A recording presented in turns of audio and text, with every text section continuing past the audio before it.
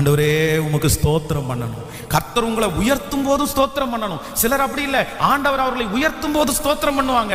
ஆனா அவர்களுடைய கண்களுக்கு முன்பாக ஆண்டவர் அவங்களை தாழ்த்தும் போது அவங்களால ஸ்தோத்திரம் பண்ண முடியாது. ஆனால் யோபுவை போல ஒரு தேவனுடைய பிள்ளை மாறணும். ஆண்டவர் கொடுக்கும் போதும் கர்த்தருக்கு ஸ்தோத்திரம் பண்ணினான், உயர்த்தும் போதும் கர்த்தருக்கு ஸ்தோத்திரம் பண்ணினான்.